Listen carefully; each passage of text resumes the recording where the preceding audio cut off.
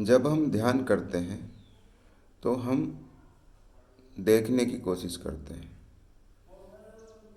क्योंकि हमें बताया गया है कि अंदर प्रकाश है, अंदर नूर झलकता है, अंदर नाद है, अंदर धुन है, चक्र है, शक्ति ऊपर चढ़ती है, अनेक प्रकार के रंग हैं, सतलोक है, गुरु अंदर विराजमान है।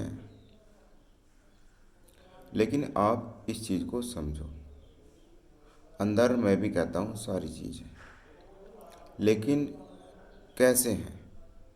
क्योंकि अंदर आपके वो है जिससे ये सारी चीज़ बनी है। मान लीजिए एक कमरे में मिट्टी रखी है और मिट्टी से बर्तन बने हैं, गिलास, चम्मच, बाल्टी, टब, मग्गा, लोटा। तो अब आपको यदि कोई ये कहे कि अंदर लोटा भी है, अंदर गिलास भी है, तो वो मिट्टी जिससे ये बर्तन बने हैं वो सब आपके अंदर भी है। समझ लीजिए कि जिस शक्ति से हम सब बने हैं, सद्गुरु बने हैं, ये प्रकाश बना है, संसार का छोटे से छोटा कण और बड़ी से बड़ी वस्तु, चांद, सितारे, बादल, अग्नि, वायु, पृथ्वी, कुछ भी जो तुम्हें दिखाई देता है, जिस तत्व से बना है वो तत्व तुम्हारे अंदर है। अब यदि ये कह दिया जाए कि आपके अंदर सतगुरु है, तो सतगुरु जिससे बना है वही चीज़ अंदर है, तो उसमें सतगुरु भी समाहित हुआ। जैसे मिट्टी में लोटा समाहित है, बाल्टी समाहित है, मिट्टी से तो बने हैं। आपके देखने का नज़रिया इन बातों को सुनकर भ्रमित हो चुका है। आप समझ नहीं पा रहे कि अंदर जो बताया है कि सारे तीर्थ धाम प्रकाश, अब वो नीला प्रकाश है, काला प्रकाश है, पीला प्रकाश है, प्रकाश तो प्रकाश ही है। जो भी कुछ है, जो आपने सुना है और जो आपने देखा है, वो आपके अंदर है, मूल रूप में। मूल रूप में यानी जिससे ये सब कुछ बना है वो आपके अंदर है। अब आप उस देखने की कोशिश में लग जाते हो कि परमात्मा के दर्शन होंगे, लेकिन परमात्मा के दर्शन होते नहीं। क्यों नहीं होते? क्योंकि जिस परमात्मा को आप खोज रहे हो, जिसको आप देख रहे हो, ये मूर्ति जो बाहर बनी है, वो परमात्मा तो वो है नहीं, वो है मूल। मूर्ति परमात्मा नहीं है, परमात्मा से मूर्ति बनी है। सतगुरु परमात्मा नहीं है, सतगुरु परमात्मा बने हैं। जैसे कि सोने से अंगूठी बनी है, हाथ की चूड़ी बनी है, कड़ा बना है, चैन बनी है। तो अब आप देखते हो कि अंगूठी, चैन, लेकिन क्या है ये तो सोना ही है ना।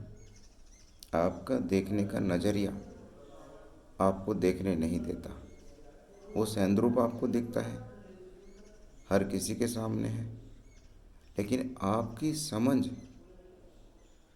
वहाँ तक नहीं पहुँच पा रही, उस चीज़ को पकड़ नहीं पा रही, आपकी समझ में अभी नहीं आया है, इसलिए आप विचलित रहते हो। आप क्या देखते हो? वो परमात्मा तो शून्य है, अंदर आपको कुछ नहीं दिखता, लेकिन आप कुछ देखते हो। क्या देखना चाहते हो? वो शून्य है। शून्य यानी कि कुछ नहीं, वहाँ तुम्हें कुछ नहीं चमकेगा, तुम खोज में लग जाते हो। वो तो तुम्हें देखते ही, बैठते ही तुम्हें दिखता है, कुछ नहीं है, शून्य है, खालीपन है जब तुम बैठते हो। लेकिन तुम्हारा मन देखने की इच्छा करता है। तुमने सुना है कि उसका रूप है, उसका आकार है, वो प्रकाश है, वो नाद है, वो ध्वनि है, बस सुने सुनाई के चक्कर में पड़ जाते हो। अरे ये भी तो है कि वो मूल है, वो शून्य है, और जब तुम्हें कुछ नहीं चमक रहा तो कुछ नहीं से तो सब कुछ पैदा हुआ है। उस शून्य से ही तो सब कुछ पैदा हुआ है। दिख तो रहा है तुम्हें मूल रूप में। ये जो बाहर के सब तुम देखते हो ना, ये तो बदलते रहते हैं। ये तो एक सपने की तरह है, सत्य नहीं है। मान लीजिए अभी वो अंगूठी बनी है सोने की, उसको पिघलाकर फिर क्या एक चूड़ी बना दी, कंगन बना दिया, तो उसका अस्तित्व तो आता जाता रहता है, सत्य नहीं है ना। तो तुम्हें तो सत्य को जानना है, सत्य को देखना है, लेकिन तुम देखना चाहते हो जो खंडित होता रहता है, जो अभी है फिर नहीं है। तुम ऐसी चीज़ों को देखना चाहते हो। समझो इस बात को कि अंदर जो है वो शाश्वत है, वो कभी बदलता नहीं। अंदर शाश्वत है, वो कभी बदलता नहीं। तुम परिवर्तन चीज़ों को देखना चाहते हो जो परिवर्तनशील है, जो आती हैं और जाती हैं, जो आती हैं जाती हैं। परमात्मा तो आता जाता नहीं, परमात्मा तो हर जगह है, वो पूर्ण है, अधूरा नहीं है, उसको कोई बदल नहीं सकता, वो बदलने वाली चीज़ नहीं है, वो सदैव है। ये नहीं है कि अब ये घड़ा है, अब टूट गई तो मिट्टी बन गई, फिर इसको फिर बदल लिया। अरे नहीं, ऐसा नहीं होता। यदि वो बदलने वाला होता तो शाश्वत नहीं रहता, वो एक रस नहीं रहता। वो एक रस है। क्यों? क्योंकि वो एक जैसा ही है, उस पर कोई प्रभाव नहीं पड़ता कि रंग लाल रंग कर दिया तो लाल हो गया, पीला रंग कर दिया तो पीला। वो एक रस है, सर्वव्यापी है, इसलिए आकृति में नहीं आ सकता। तुम देखना चाहते हो आकृति, अरे भैया आकृति में नहीं आ सकता। तुम्हें तो आकृति देखनी है, मूर्त देखनी है, प्रकाश देखना है, कैसे दिखेगा? अब प्रकाश देखना है कि तुम्हें बिंदु चमक रहा है, अब बिंदु नहीं है, बिंदु तो यहाँ है, उसका तो एक क्षेत्र हो गया, मूर्ति का भी एक क्षेत्र हो गया, लेकिन जो सर्वव्यापी है वो किसी सीमा में कैसे बंध सकता है? और तुम्हें उस सीमा में बांधकर कैसे देख सकते हो ही नहीं सकता। बात को समझो कि तुम्हें क्या देखना है। और वो सर्वशक्तिमान है, तुम उसको योग के द्वारा, मंत्र के द्वारा, भक्ति के द्वारा और यत्नों के द्वारा पकड़ना चाहते हो। तो ये हुआ ना कि जप के द्वारा वो पकड़ में आ गया, भक्ति के द्वारा पकड़ में आ गया। नहीं आएगा।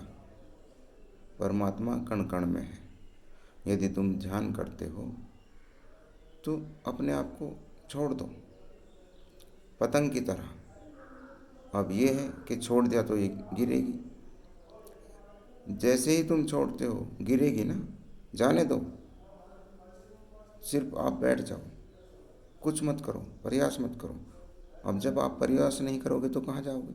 अरे कहीं भी जाओ, जब वो कण कण में है, ऊपर जाओ, नीचे जाओ, इधर जाओ, उधर जाओ, हर तरफ वही है। तो इधर गिरो तो परमात्मा में, उधर गिरो तो परमात्मा में, नीचे गिरो तो परमात्मा में, ऊपर जाओ तो परमात्मा में।